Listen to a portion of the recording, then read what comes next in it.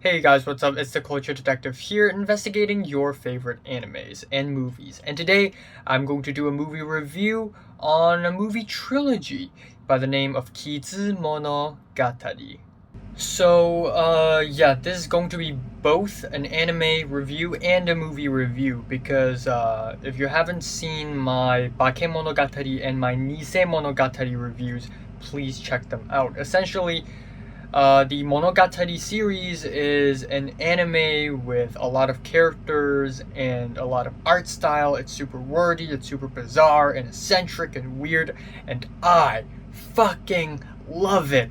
I think it is honestly not only one of the most artistic animes I've ever seen, but also one of my favorites because the characters are so fleshed out, layered, and well written. I also love the editing, the production, and I just love it all. But anyways, in the light novel, Kizumonogatari I think comes after Bakemonogatari or Nisemonogatari. So in the actual release order of the thing, Kizumonogatari is actually released much later as 3 movies, but actually it's supposed to release earlier.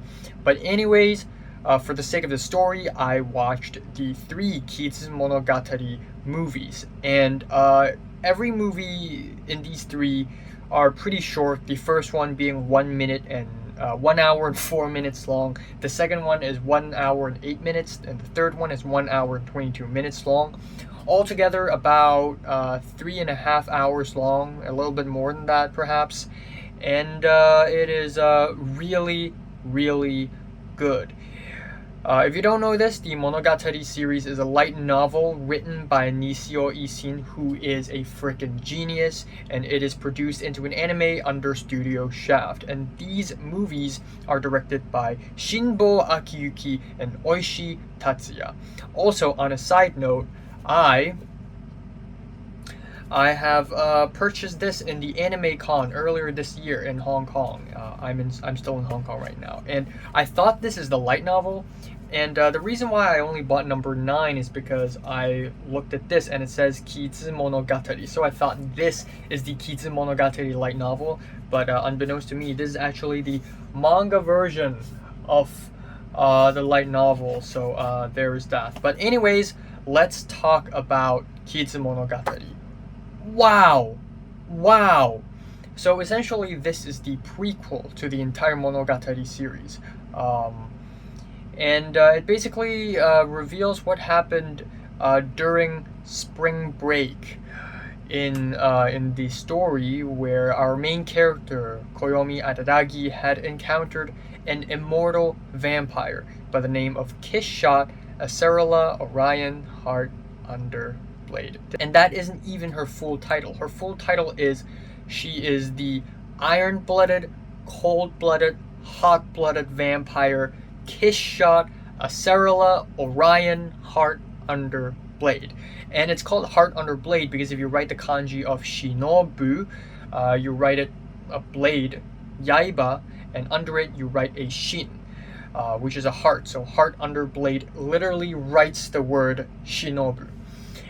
And I don't know what happened between 2016 and the release of Nisemonogatari, because I feel like Kizumonogatari is everything artsy and eccentric in the previous Monogatari stuff, but amped up to 11. The edits, the cuts, the art style, the color palettes, the music, everything is just amped up to 11. I have never seen a movie this creative and this artsy since, I guess, Scott Pilgrim vs. the World. Every single shot, every single cut, every single edit has so much artistic value to it.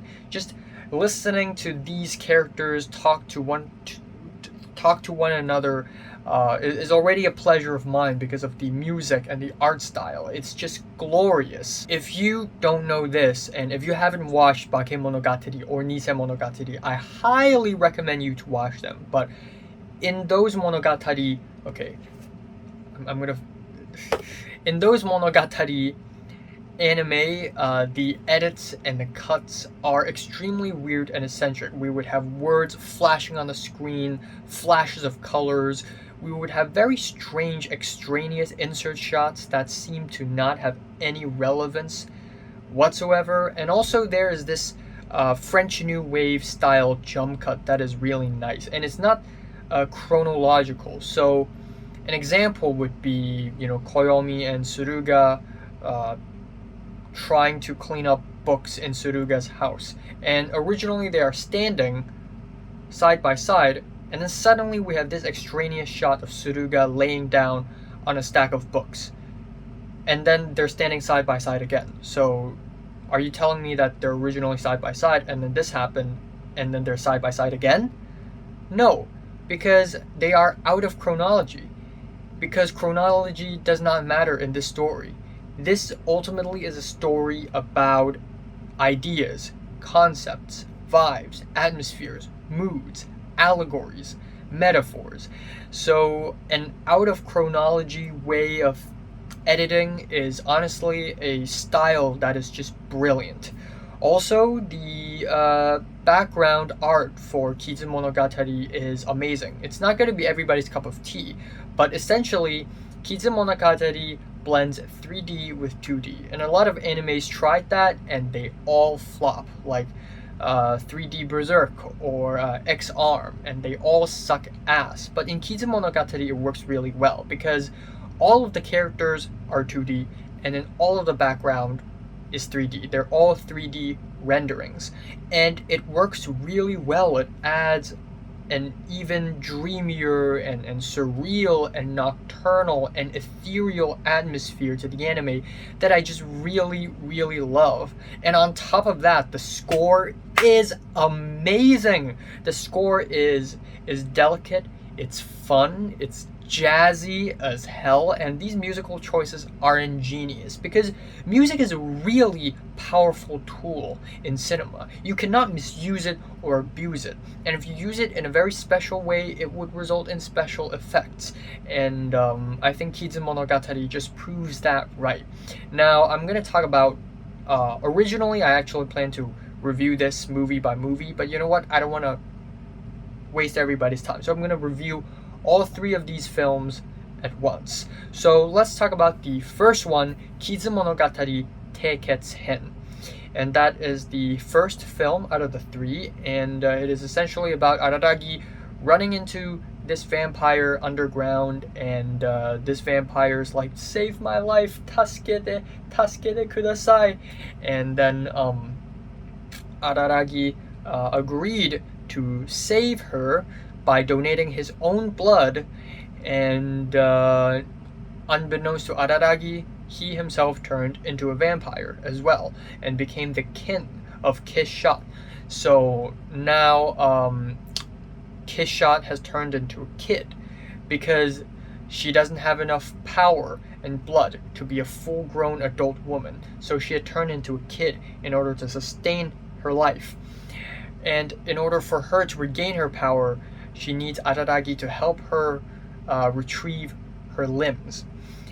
And yeah, it's great. I love the first film. I think it's great. It starts off with a very sweet and beautiful and almost nostalgic scene between Hanekawa Tsubasa and Koyomi Araragi, where they meet, they talk, and I actually really like it. Hanekawa Tsubasa is slowly becoming one of my favorite characters in Monogatari, as if she's not already one of my faves, but she's sort of competing against Kaiki Deishu and Senjo and, Kishot. I mean, there are just so many friggin' great characters in Monogatari, I can't help it.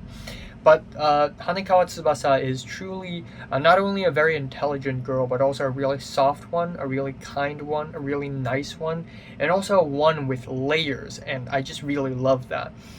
But anyways, there are actually only like 5 scenes in the entire first movie, and the second scene is Araragi basically getting really horny and deciding to buy an ecchi magazine, and on the way home he sees a trail of blood, and he follows the trail of blood to an underground railway station to find Kiss shot without her limbs and drenched in blood. And that scene is so freaking intense. That is easily the most intense thing I've ever seen out of the entire Monogatari series.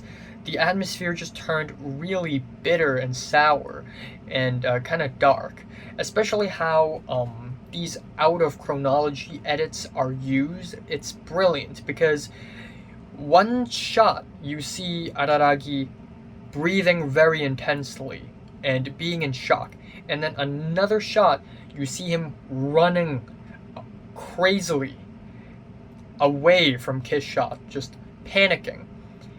And then you jump back and you see Araragi just standing there in shock. And it sort of jumps back and forth. And it's kind of like we're in Araragi's mind, where it's like, okay, should I save her or should I run? Am I dreaming? Maybe I should run. Okay, what should I do? Okay, no, I need to run. It's like we're in his mind. So these edits, these cuts, not only are they very aesthetically pleasing, okay, but also they are actually really ingenious in creating the mood, putting us in Araragi's mindset. And I really love the first half of the first film. It is absolutely stellar. The second half though drags on a little bit. We have Oshino Meme's introduction. He turns out to be a human, but not just any human. He is an expert at exorcising these oddities. Oddities include demons, vampires, etc., etc., etc. And Oshino Meme is an expert at that. He's cool, he's calm, and he has a catchphrase, and I really like that. So, and then we have Étoile Étoile. Wow! I would have never imagined an anime to use a nocturnal, jazzy, bossa nova French song and use it this well. It's beautiful. It is actually beautiful. So the first film alone deserves a decent 8 for me. It is a decent 8 out of 10. Moving on, we have the second film out of the 3 films, Kizumonogatari Nekketsu-Hen, and it is released in the summer of 2016. And wow, it's even better than the first one. Not only do I love the art style, the music, yada yada, but plot-wise, this movie is solid. It, 3-person took Kishot's limbs, so Araragi had to fight those 3 people, and he basically fights all 3 of them in this movie. And so the first one is dramaturgy, the second one is episode, and the third one is guillotine cutter. Really funny names. I really like that. But even though action isn't really Monogatari's points, the action in this movie is actually amazing. They're brilliant. And I'm not talking about how great the animation is or how epic and sort of over the top the action is, but it's how the action is played out. Like, at first Araragi would feel scared because obviously dramaturgy, episode, and guillotine cutter are all stronger than Araragi. But Araragi would soon figure out how to fight back, and it's these moments that really make these fights so much more entertaining and so much more engaging and compelling. Not only that, I love pretty much every single scene in this movie. Even the talking scenes have a lot of humor in it. It has a lot of nice comedy that I think adds a very fresh and bizarre touch to the vibe. I love the dialogues as well. It's full of nuances and subtleties. And the second last scene where Araragi and Hanekawa talk in a field of grass is honestly fucking beautiful, even though the whole scene is pointless. Basically Hanekawa gives Araragi her pants, and that is the point of the whole scene. But it's just beautiful with these sweet strings in the back and the waves of wind blowing against the grass. It is beautiful and memorable, and the way it is contrasted with the very bitter ending of the movie, and then Etoile Etoile plays at the end for the end credits. It is just a beautiful sequence of scenes, and wow, the episode fight is amazing. It is amazing. It starts off super jazzy and upbeat. It has this soundtrack, ba ba da ba da ba ba da ba da ba ba da ba da ba ba da ba da, and it's fucking fun. It's so much fun. It's so moronic too. You know, Monogatari isn't a series that takes itself too seriously. It sort of enjoys itself in these moments, in these fights, and I just really like that. But the tone of the fight completely changes 180 degrees when Hanekawa shows up, and episode hurt Hanekawa, and it just turns dark and it's silence. No more music. No more music. And I really love it when anime uses music this well and this appropriately. And yeah, overall it is amazing. It is actually amazing. I was completely blown away. The second installment, the second film, Nekketsu-Hen, is a strong 9 for me. I just really fucking love it. I think this is a brilliant movie, and definitely one of the best movies I've ever seen ever. Not even kidding. Alright, afterwards we have the third film, and that is Kizumonogatari Reiketsu-Hen, and it is released in 2017. And given that this movie is the higher rated one out of the three in IMDb and Letterboxd, I really went into Reiketsu-Hen with so much expectation. But I'm going to be honest here. Maybe it's because my expectations were a little bit too high. I was just a little bit, slightly disappointed. I still prefer the second one over the third one. But doesn't mean that the third one is bad. No, not at all. It is still great in my opinion. So in the third one, we have the actual final ultimate fight. And that is Araragi versus Kiss Shot. And the reason behind Araragi turning against Kiss Shot is because Araragi had realized that Kiss Shot is ultimately a vampire. She is bad. She eats people and drinks their blood. And vampires aren't really supposed to eat people, but let's just say they do. And Araragi realized that it's his fault for saving her. So Araragi only has one choice, and that is to kill her. Otherwise, he had to kill himself. One of them must die. And yeah, I like this film a lot as well. But my main gripe with this film is that the first half is very slow paced and fan servicey, and it's not like I don't like slow paced moments in the Monogatari series. It's just that given how fast paced and enjoyable the second film is, the third film, starting off really slow, just kind of halts the momentum. And also, I'm not a huge fan of the fan service. It doesn't annoy me, but I'm just not a huge fan. If it's done in a very artful way, of course, I'd enjoy it. But honestly, this fan service scene where Araragi asks Hanekawa if he can fondle her boobs, honestly, this scene isn't done nearly as artful as the pants scene at the end of the second film. Even though I still like the voice acting a lot, I still like the musical choices and the edits. Yeah, the first half, not really all that great. It's just decent. But the second half is still amazing nonetheless. We have the fight between Araragi and Kiss Shot, and as expected, it is as dramatic and as over the top as ever. And given how overpowered vampires are in this story, like, there are so many decapitation. Like, and because vampires are supposed to regenerate, so there's this shot that I really freaking love, and that is Araragi and Kiss Shot just decapitating one another, just frick, and their heads just chop down, and they regrow another one and chop down, and there are just so many heads falling apart. It's like a fountain of severed heads. And it was actually very beautiful and very gross at the same time. And I actually really love that. It's very, very stylish. And there's a plot twist that made me appreciate Kishot's character even more. And, as if Kishot's character isn't already really good. But yeah, wow, amazing, amazing, amazing, and I like the ending. It just ties into the first episode of Bakemonogatari perfectly, and I really enjoy it. I really enjoy these three films. I think they are incredibly engaging, incredibly entertaining, and very, very underrated. Like, this thing is up there with some of the best anime films I've ever seen, like Spirited Away, Perfect Blue, Kimi no Na wa.